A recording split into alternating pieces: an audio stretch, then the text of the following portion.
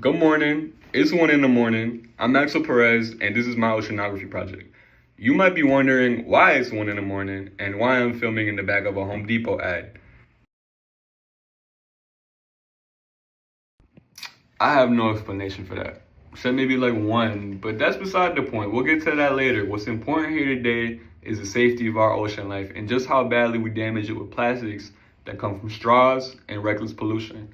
I do have a video I want to show y'all after this quick intro, but I do want to educate y'all on a couple things, so we'll get to that. A few moments later.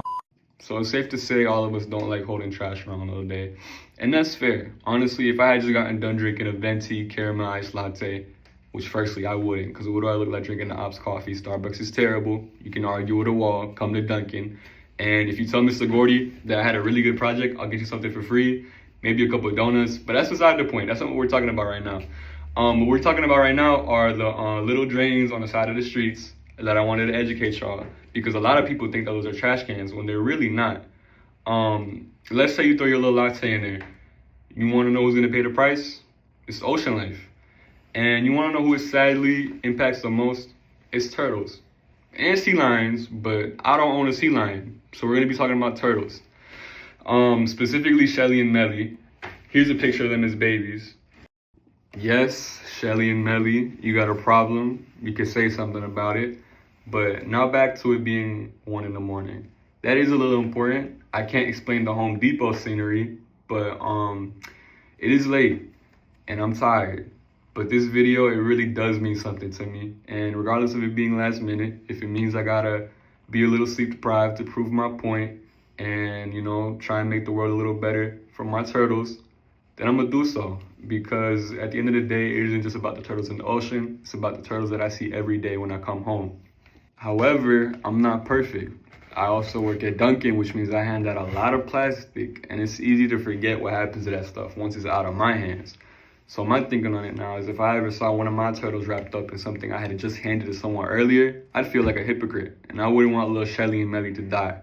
So yeah, I'm tired and it's late, but I'm gonna show you why it's important to not be messing around with these plastic straws and polluting and throwing stuff into drains when you know you could just throw it in a recycling bin or somewhere where it's meant to be, not in some drain. Eventually. This is Shelly, and she's just a baby, you know? She has dreams. Well, she used to be a baby, but to me, she still is. She has dreams. She want to be a doctor someday. And do you want to be the reason she doesn't become a doctor? You don't. So put that straw down, and as much as it sucks, pick up a paper straw. Actually, don't do that. I hate those with a passion. So if there's one thing you can learn from me, is that for the turtles, for my turtles, you should go raw and no straw. Because at the end of the day, little Shelly is the one who has to pay. So let's not be doing that.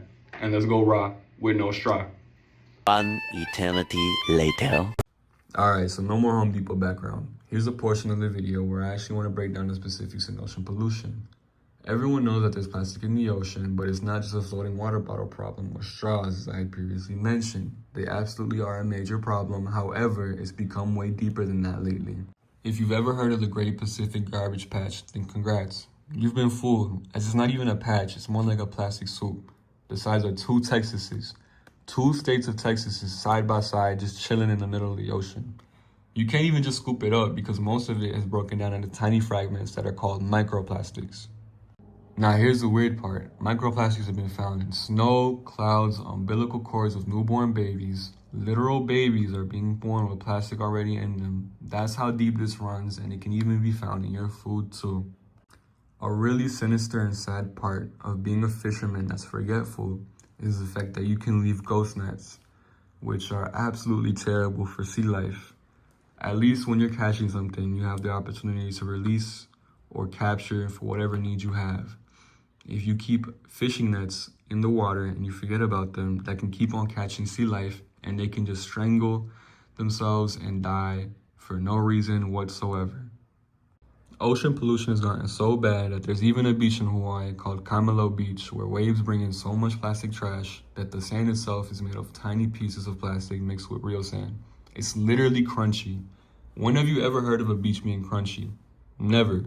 And it's sad because that's likely to change if we don't act soon.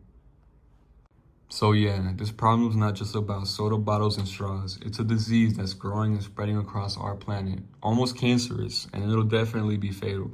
Maybe not to us, but for the next generations to come. So please, let's be mindful and make a better impact on our planet. Lastly, I want to say thank you to y'all for sticking through my presentation. It's currently 4:41 in the morning, so whether or not I did a good job or not, it's up to y'all. But if you want a free donut, you know what to say. Mr. Gordy, I just saw you earlier today at work at Wawa. Could have came and got you a free hoagie. Could have hooked you up, but it was nice seeing you. And I hope you guys have a good rest of the class.